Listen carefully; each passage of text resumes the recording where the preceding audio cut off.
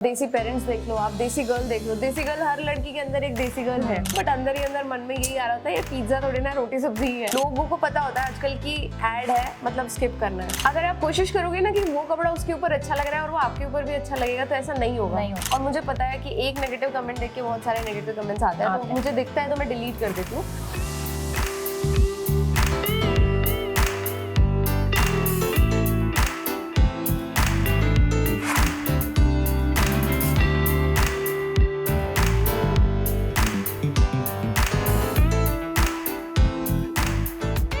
In conversation with Tachinbad Billo, also known as Gitanjali Chauhan.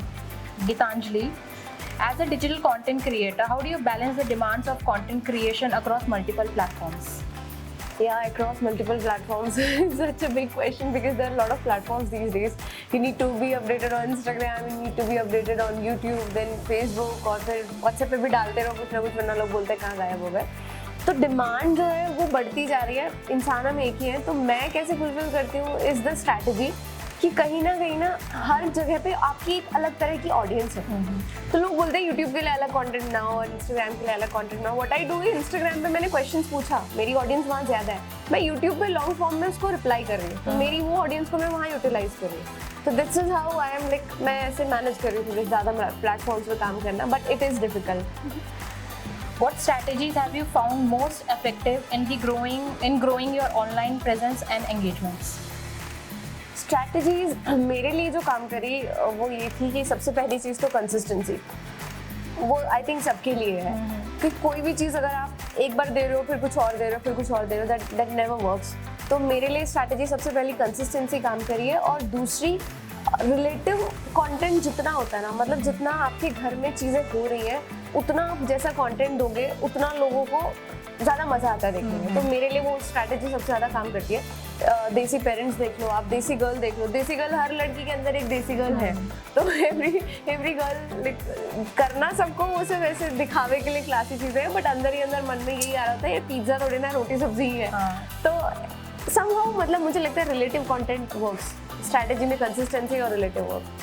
तो आप अपने brand collaborations जितने भी होते हैं तो उनको कैसे मैनेज करते हो, उनकी ऑथेंटिसिटी अपने एंगेजमेंट्स के साथ, ऑडियंस के साथ? आई रिक्वेस्ट ब्रांड्स कि प्लीज़ मेरे कंटेंट के साथ ही आप जितना हो सके कोशिश करो कि आप इन्वॉल्व करो, क्योंकि लोगों को पता होता है आजकल की ऐड है, मतलब स्किप करना है। हाँ। तो वो चीज़ बहुत ज़रूरी है। और मेरे को लगता है कि अगर आपकी ऑडियंस ही चली गई तो आप जो प्रमोशन कर रहे हो वो प्रमोशन होगा ही नहीं। तो somehow you are not fulfilling the demand of the brand और ऑडियंस, दोनों की तरफ से आप एकदम जीरो हो जाओगे। तो इसलिए ज़रूरी है कि आप ब्रांड को भी फुलफिल करो और कंटेंट भी दो, तो दोनों मर्ज हो जाएं, जो कि आजकल काफ़ी चल रहा है। तो मैं यही कोशिश करती हूँ ब्रांड कोलैबोरेशंस अपने कॉमेडी कंटेंट में किस तरह से ला सकती हूँ। हालांकि ब्रांड्स मानते नहीं है, वो अपनी चलाते हैं। हाँ। वो अपनी चलाते हैं, वो बोलते हैं नहीं हमें ऐसे चाहिए वैसे चाहिए, और अल्टीमेटली वो पूरा प्रोडक्ट अपने जैसा कर देते हैं। फिर उनको फल भी मिलता है, फिर उनको पता चलता है यार इसमें व्यूज़ तो आए ही नहीं। मैंने कहा कैसे आएंगे व्यूज़, मेरी ऑडियंस को कॉमेडी चाहिए, आप कॉमेडी हटवा रहे हो, वो चीज़ है। तो आई मैनेज की कोशिश करती हूँ, उनको बोलती हूँ कि देखो ख़राब हो जाएगा, आप मेरे जैसे करो, जैसे मैं बोल रही हूँ वैसे करो। सही है। तो मिस इंडिया टाइटल जो आपको 2018 में मिला था, वो आपका वो कैसे अप्रोच, मतलब आपके फैशन और स्टाइल में कैसे उसका अप्रोच है? बहुत ज़्यादा है। मतलब मैं I remember I was not this person like before 2018। They have actually groomed me. 5 दिन की ट्रेनिंग होती है मिस इंडिया की, और वो ट्रेनिंग इतनी कमाल की होती है। आप 1-2 बजे तक हील्स में वॉक कर रहे हो, और आप किस तरीके से ग्रूमिंग आपको सिखाई जाती है, आपको बोलना सिखाया जाता है, आपको चलना सिखाया जाता है, आपकी ड्रेसिंग सेंस को इम्प्रूव कर देता है। तो समहाउ आपकी पर्सनैलिटी, आपकी कॉन्फिडेंस, जब 2 चीज़ें इम्प्रूव होती है ना, तो आपका पूरी ग्रूमिंग आपकी दिखती है ऊपर से नीचे तक। तो it has help me lot. Although मुझे मिस इंडिया का टाइटल तो नहीं मिला था, but I got miss India Rajasthan और मिस टैलेंटेड, और ऐसे बहुत सारे मुझे टाइटल्स मिल गए थे। तो yes, it help me a lot. Can you share some tips for aspiring influencers, fashion influencers, on building a unique fashion online? Okay, unique fashion online, ये तो बड़ी बात हो गई मेरे लिए। मैंने खुद अभी when I reach 2 lakh followers then I started my fashion page. तो बट मुझे फैशन में शुरू से बहुत इंटरेस्ट है। This is the only thing जो मुझे बचपन से इंटरेस्ट था। मुझे याद है मैं छोटी थी ना, तो मैं से ड्राइंग बनाती थी, लड़कियों के कपड़े बनाती थी, तो मुझे फैशन डिजाइनर बनना था। लेकिन बाद में पता चला कि यार ये तो सिलाई विलाई करना पड़ता है इसमें। हाँ। समहाउ वो है मेरे अंदर, अभी तक है, और मुझे पता है कि मैं आगे जाके कुछ ना कुछ फैशन में ज़रूर करूँगी। तो अगर मेरे को टिप देना हुआ तो मुझे लगता है कि अगर ये सारे जो बड़े बड़े स्टार्स हैं और जो बॉलीवुड सेलिब्रिटीज जो एक चीज़ बोलते हैं कि बी योर सेल्फ, तो इट इज़ ट्रू। अगर आप कोशिश करोगे ना कि वो कपड़ा उसके ऊपर अच्छा लग रहा है और वो आपके ऊपर भी अच्छा लगेगा, तो ऐसा नहीं होगा। ऐसा बिल्कुल नहीं होता। It is always your personality, your choice, और मतलब वो आपके ऊपर क्या अच्छा लग रहा है वो आप ही को फिगर आउट करना पड़ेगा। कई बार आप ट्राई करके देख लो, बट कई बार it never works, sometime it works, तो वो आपको ट्राई करना पड़ेगा। एक्सपेरिमेंट वाली जर्नी है। बट हाँ, ये be your self is the only की फैशन में। So how do you keep up with the constant changing fashion trends and what inspires your fashion choices?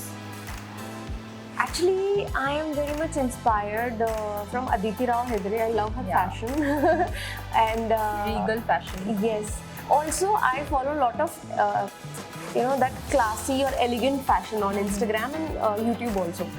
So even my fashion page was inspired from that. Although अभी मैंने उतना वो carry नहीं किया है, elegant fashion तक पहुँचने के लिए बहुत खर्चा करना पड़ता है।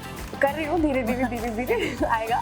तो मुझे जो इंस्पायर करता है वो एलिगेंट और क्लासी और क्वाइट लग्जरी जिसे हम कहते हैं, वो ज़्यादा मुझे बहुत ज़्यादा ऐसे अट्रैक्ट करता है, बहुत अट्रैक्ट करता है। In Jaipur, what attracts you the more when it comes to fashion? Being in Jaipur, it's always like Jaipur में तो बहुत ज़्यादा वैरायटी है। जयपुर का फैशन तो बॉलीवुड सेलिब्रिटीज लेके जा रहे हैं और ये सारी चीज़ें कर रहे हैं, बट जयपुर में रह के भी मुझे ना इंटरनेशनल चीज़ें ज़्यादा अट्रैक्ट करती हैं। तो मुझे ऐसा लगता है जैसे रॉयल कलर्स। एक्चुअली जयपुर की जो खास चीज़ है दैट इज़ रॉयलनेस, रॉयल्टी। तो वो चीज़ अट्रैक्ट करती है कहीं ना कहीं, चाहे वो फैब्रिक में हो या चाहे वो आपके कल्चर में हो या पोशाक में आप देख लो, साड़ी के फैब्रिक्स में आप देख लो, प्योर शिफॉन साड़ीज़, कहीं ना कहीं आप इनको पहनोगे आप रॉयल लगोगे। आई थिंक रॉयल और वो जो क्वाइट लग्जरी है वो मुझे बहुत अट्रैक्ट करता है। How do you manage your diverse roles as RJ, anchor, actor and digital creator? कई बार मैं इस क्वेश्चन का आंसर ऐसे देना चाहूँगी, कई बार लोग मुझे बोलते हैं यार तो डिसाइड कर ले तेरे को करना क्या है। मतलब it is so confusing sometimes. ये लोग मुझे बोलते हैं नहीं आप प्रायोरिटी पे क्या करते हो? सब प्रायोरिटी पे है यार, सब कुछ करते हो, सब कुछ से इंटरलाइंड है। Radio is all about entertainment. It's like आप वॉइस के थ्रू लोगों को एंटरटेन कर रहे हो, बट अब वो भी डिजिटल हो गया है तो आपको वीडियोस बनानी पड़ती है। हमारे ऊपर भी प्रेशर होता है कि हमें वीडियो देनी है। देन एंकर अगेन एंटरटेनमेंट है, स्टेज के थ्रू एंटरटेनमेंट है, लाइव ऑडियंस को आप केटर कर रहे हो। थर्ड चीज़ आपने बोला एक्टिंग, अगेन एंटरटेनमेंट है, इट्स ऑन टीवी, आप कैमरा पे काम कर रहे हो, आप बस इमेजिन करके काम कर रहे हो कि लोगों का रिएक्शन ये आएगा बाद में। रेडियो भी थिएटर ऑफ माइंड ही है वैसे। और उसके बाद कौन सी चीज़ बताई आपने? इन्फ्लुएंसर और जो मैं digital creator, again same thing entertainment. लेकिन वही आप खुद ही डायरेक्टर हो, खुद ही प्रोड्यूसर हो, खुद ही आप लिख रहे हो, खुद ही आप कंटेंट क्रिएट कर रहे हो। सो ओवरऑल मुझे लगता है मैं मैनेज कर लेती हूँ क्योंकि it's all about entertainment. So you've been growing up in Gurgaon and now living in Jaipur. How has been this interstate experience influenced your life? So I am basically from Gurgaon, मतलब मेरा birth place Pataudi है। हाँ wow. तो लेकिन मेरा बचपन दिल्ली में बीता है। तो मेरा गांव गुड़गांव में है, दिल्ली में बचपन बीता है। मेरा फादर इज इन कमांडो, तो हम लोग SPG में रहे हैं। उसके बाद he got transferred here in Jaipur. तो लोग मुझसे पूछते हैं हरियाणा या फिर राजस्थान, तो मैं बोलती हूँ हरियाणा जन्मभूमि है और राजस्थान कर्मभूमि है। तो दोनों मुझे बहुत पसंद है। मैनेज करने वाली बात आती है तो मुझे लगता है कि दोनों का ना फ्लेवर समहाउ सेम है, और इसीलिए मेरा लंका जीजी इतना फेमस हुआ और इसीलिए देसी गर्ल की वजह से लोगों को लगता है कि मैं दिल्ली में ही रहती हूँ जबकि मैं जयपुर में बैठ के वो कंटेंट दे रही हूँ। तो कहीं ना ऑडियंस थोड़ी सिमिलर है जगह पे तो है। How do you deal with online trolls and negative comments? I don't deal with that. I can't deal with that. Simply skip. I skip or I delete. और मुझे पता है कि एक नेगेटिव कमेंट देख के बहुत सारे नेगेटिव कमेंट्स आते हैं, तो मुझे दिखता है तो मैं डिलीट कर देती हूँ। और बट हाँ, इट इफेक्ट्स यू। आपके 100 पॉजिटिव कमेंट होंगे, अगर एक कोई नेगेटिव कमेंट होगा ना, किसी ने ऐसे लिख दिया होगा तू क्या खुद को कटरीना कैफ समझती है, वो आपको इफेक्ट करेगा। आप एक बार जाके खुद को देखोगे यार मैं इतनी बुरी लग रही हूँ, जबकि सबने ब्यूटीफुल लिखा है नीचे, नहीं बट वो इफेक्ट करता है। तो उनसे बचने का एक ही तरीका है, उनको डिलीट कर दो या फिर उसकी बेइज्जती कर दो मन ही मन में खुद को कि है कौन जो बोल रहा है यार। तो ट्रॉल, बट मुझे पता है ये बहुत बड़ा सीरियस इशू है इस वक्त में। लोग एक्चुअली मेंटली बहुत ट्रॉमा में चले जाते हैं नेगेटिव कमेंट्स पढ़ के। तो मुझे लगता है नहीं जाना चाहिए, क्योंकि जो बैठ के कमेंट कर रहे हैं उनको फर्क भी नहीं पड़ रहा है कि वो किस पे कमेंट कर रहे हैं और वो कौन है। वो एग्जिस्ट ही नहीं करते इस पूरी सोसाइटी में, क्योंकि उनकी फेक आईडीज है लिटरली, मतलब दे डोंट एग्जिस्ट। तो उन पे ध्यान नहीं देना चाहिए।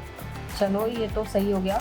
Can you share a memorable experience where you turned a negative comment into something positive? Negative comment into something positive, actually ऐसा तो बहुत बार ही हुआ है, बहुत ही बार ही हुआ है. मतलब मुझे तो लोग इसीलिए ज़्यादा कई बार तारीफ़ करते हैं, अरे यार आपने अच्छी बेइज्जती करी, उसकी अच्छी बेइज्जती करी. तो मैं क्या करती हूँ, नेगेटिव कमेंट्स का स्क्रीनशॉट लेती हूँ और मैं उसको अपनी स्टोरी पे लगाती हूँ और मैं बोलती हूँ चलो आप लोग रिप्लाई करो. तो हाउ पॉजिटिवली कैसे क्या होता है, मेरी रीच बढ़ जाती है उससे. क्योंकि मेरे फेवर में लोग खड़े हो जाते हैं और इतने सारे रिप्लाई आते हैं, लिटरली इतने सारे रिप्लाई आते हैं. तो मुझे पॉजिटिविटी मिल गई एक तो उस चीज़ से. दूसरी चीज़ कि उस नेगेटिव कमेंट करने वाले को अगली बार हो सकता है हिम्मत ना हो कि वो आके नेगेटिव कमेंट करे. तो पॉजिटिवली मैंने ऐसे चेंज किया, मैंने अपनी एंगेजमेंट बढ़ा ली उसकी वजह से. उसको लगा कि उसको अटेंशन मिलेगी और मेरे को ज़्यादा अटेंशन मिल गई उससे. तो I change it somehow. Yeah. How do you stay motivated all the time to create content? रहना पड़ता है. पैसा मिलता है. पैसा मिलता है, लेकिन there will be days when you might not be feeling well or you are mentally low. Yes. तो इसका जवाब अगर मैं मजाक के तौर पे दूँ तो लो हो जाओ चाहे कुछ भी हो जाओ, आपको खुद को ही खड़ा करना पड़ता है पहली चीज़ तो. लेकिन पॉजिटिवली दूँ तो सोशल मीडिया कहीं ना कहीं आपका कॉन्फिडेंस बूस्ट करता है. हाँ. आप वो लोग आपको जानते नहीं है, वो आपसे मिले नहीं है, बट कई बार कुछ लोग ऐसे मैसेज करते हैं. मुझे आई रिमेंबर मुझे एक मैसेज आया था एक बार कि मैम मेरी मम्मी पिछले 2 महीने से हंसी नहीं है क्योंकि आई लॉस्ट माई ब्रदर. तो आपकी वीडियो देख के कल मैंने उन्हें पहली बार हंसते हुए देखा. It is a big comment. मेरी आंखों में आंसू आ गए थे वो कमेंट पढ़ के. मतलब ये बहुत बड़ी बात है, मेरे लिए अचीवमेंट था. तो मुझे लगता है ऐसी चीज़ें आपको मोटिवेट करती हैं. आपको लगता है कि आपको लग रहा है कि वीडियो में कमेंट्स नहीं आ रहे, ये नहीं आ रहे, बट कोई एक बंदा है जो हंस रहा है बैठ के और या वेट कर रहा है आपकी वीडियोस के लिए. तो there are people on social media जो एक्चुअली आपसे मोटिवेट हो रहे हैं. और मुझे लोगों ने मैसेज किया कि मैम आपको देख के हमने ये काम करना शुरू कर दिया, या आपको देख के हम भी अपना पेज बना रहे हैं, या आपको देख के हम भी आरजे बनना चाहते हैं. तो वो मेरे को लगता है कि आप पता नहीं चल रहा है आपको, लेकिन आपको देख के लोग इंस्पायर हो रहे हैं, they are working on the dreams. तो yes. What advice would you give to young women who are aspiring to enter into the digital creation or entertainment or RJ? Women के लिए स्पेशली. Yes. ऐसा क्यों? उन्हीं को पीछे रखा जाता है ज़्यादातर. आजकल तो नहीं हो रहा है, लेकिन हाँ फिर भी मुझे लगता है बहुत सोसाइटी में कहीं ना कहीं एक अभी भी ऐसा है. तो विमेन के लिए तो मैं यही कहना चाहूँगी कि मैं अपनी खुद की अगर स्टोरी बताऊँ ऑनेस्टली, मैं एक गांव की, मतलब मैं लिटरली गांव से बिलोंग करती हूँ और एक ऐसे गांव से बिलोंग करती हूँ जहाँ पे मुझे लगता है कि मैं पहली लड़की हूँ जो इतना पहली बार तो पढ़ ली है और उसके बाद फिर इस फील्ड में काम कर रही है.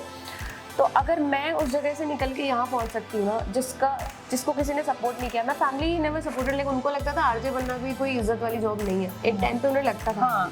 I have cried literally. मैं पूरी रात रोई हूँ कि नहीं मुझे बनना है तो आरजे ही बनना है. तो मैंने वो टाइम देखा है कि मैं घर से बाहर निकलने के लिए मुझे प्लान बनाने पड़ते थे, प्लान ए प्लान बी, कि मैं घर से बाहर कैसे जाऊँ. तो अगर मैं वहाँ से यहाँ आ सकती हूँ तो कोई भी लड़की आ सकती है. It's just you need to be very pure with your dreams. आपको बहुत ज़्यादा डेडिकेटेड रहना पड़ता है. आप अगर खुद के साथ धोखा करोगे ना कि चलो मुझे आज़ादी मिल गई, इसका गलत फ़ायदा उठा लेते हो, तो फिर आप कहीं नहीं पहुँच सकते. आप अपने ड्रीम्स के लिए जब बहुत ज़्यादा डेडिकेटेड रहते हो, प्योर रहते हो ना, तो आपको चीज़ें मिलती हैं. बस लगे रहना पड़ता है. और आपके पेरेंट्स अगर आज सपोर्ट नहीं कर रहे हैं तो कल आप फेमस हो जाओगे, आपको सपोर्ट करेगी, आपकी फैमिली सपोर्ट करेगी. और फैमिली का सपोर्ट ना आपके लिए बहुत इंपॉर्टेंट है. आपको बाहर लोग कितनी ताली बजा ले, लेकिन घर आके जो ताली बजाता है ना, उसकी जो फीलिंग होती है, उसका जो अचीवमेंट होता है ना, वो डिफरेंट होता है. लेवल ही अलग होता है उसका. तो आई थिंक हो जाएगा, सपोर्ट हो जाएगा, सब हो जाएगा. आप बस लगे रहो. प्रूव करना पड़ता है खुद को. Thank you, Gitanjali, for this wonderful conversation. Thank you so much. Thank you.